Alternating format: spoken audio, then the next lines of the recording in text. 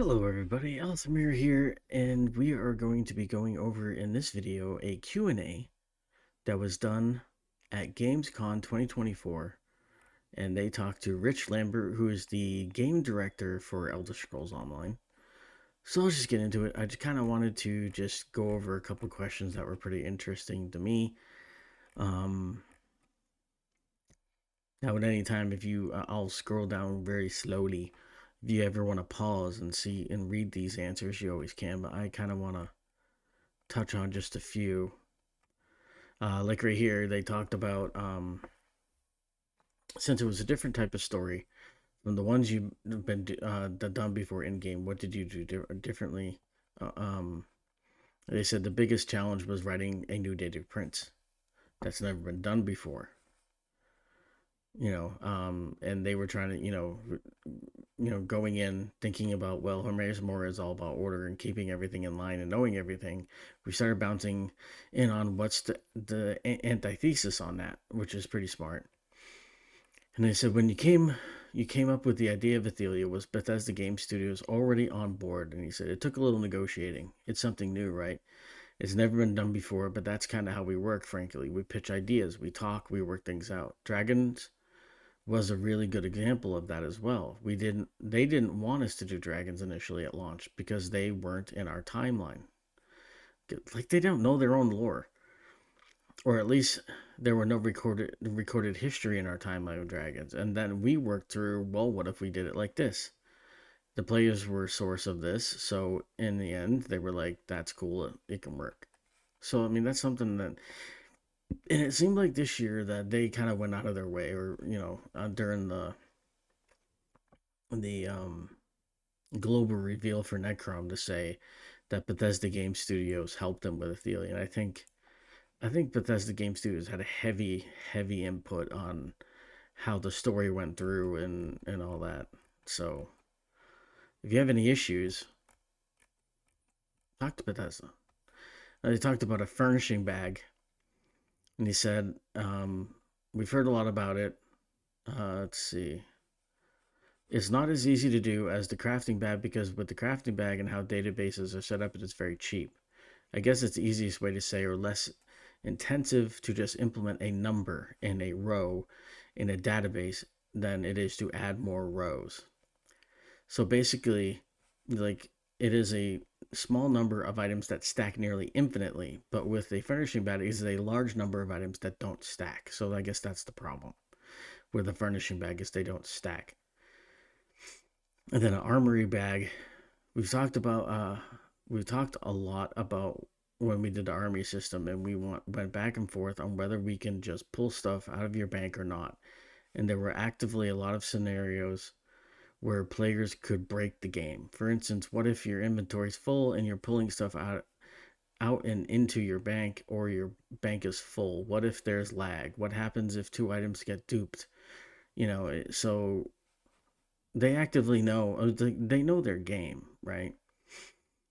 Um, let's see. Now this one was particularly interesting to me, because even I've been asking for this, like sorcerer pet models and skins. So we have had a lot of feedback on this ever since we did the warden and bear skin with that.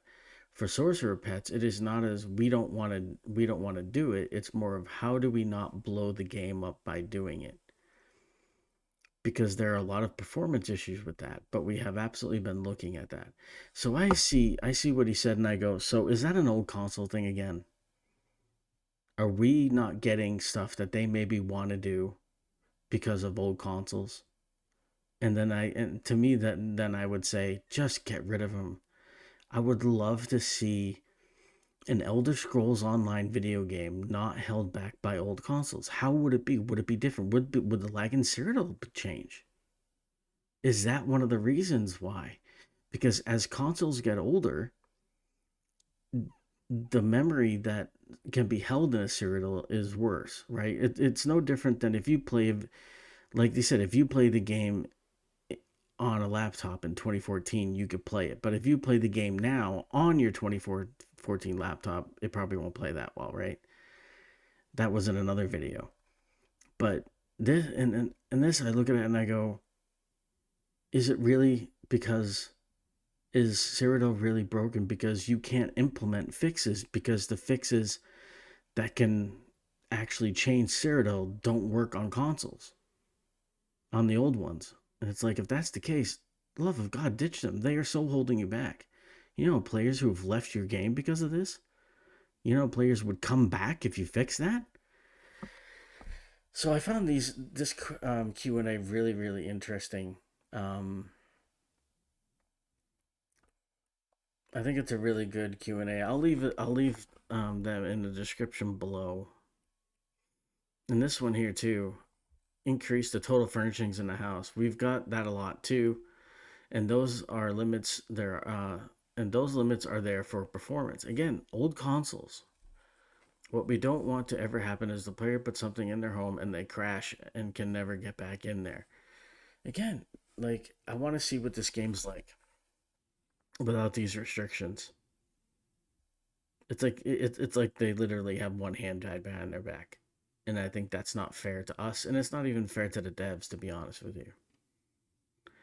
So here we go.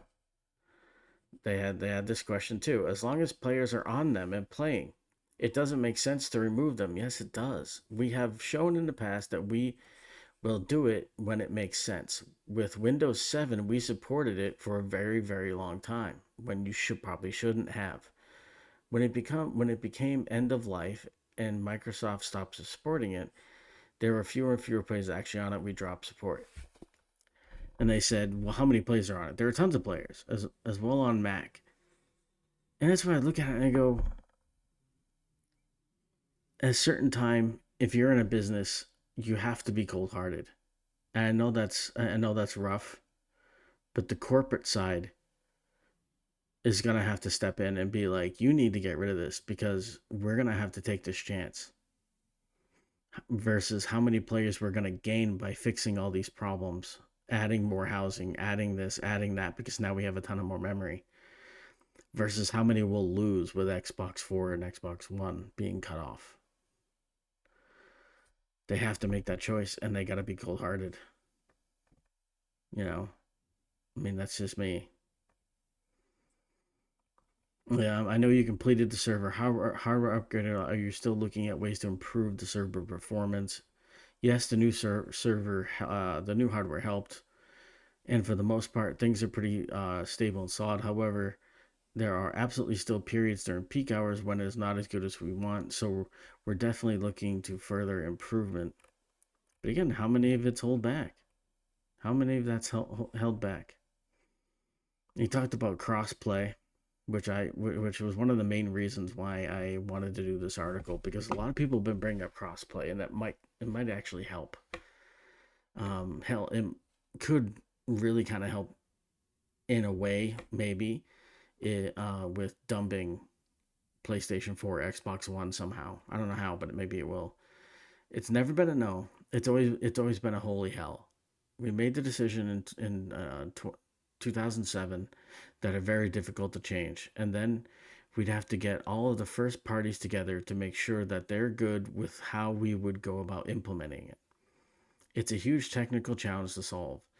Do I think we will get there in the future? Maybe. I think that's where technology is just going in general. People just want to be together and make it easy and remove all the friction to play with each other. But like I said, we started building this game in 2007 when that wasn't even remotely a thought in anyone's head. So I don't know. I mean, I don't really care about crossplay. I want old consoles gone. Personally, I'm sorry. If you play on an old console, it's nothing against you. You know, I know that buying a new computer or buying a new console is expensive, but the game is literally being held back. And this speaks to how far out they have we have a 5 year plan of where we want to go. Then we have a 3 year more solidified plan of things we want to focus on. So 5 year plan, let's say it starts now. So they're already out until 2029, but they have a more solidified plan until probably 2020, like 2027. That's crazy. but it's smart. Anyway, I just wanted to share that Q&A. What do you guys think? Let me know in the comments below. What do you think of Rich's answers? They're kind of corporate answers, but at the same time, they need to dump old consoles. I mean, just the answers that they're giving don't make sense anymore because they're the same every year. You know. Anyway, thank you for watching. Let me know in the comments below what you think. Don't forget to like and subscribe as well, and I'll see you in the next video.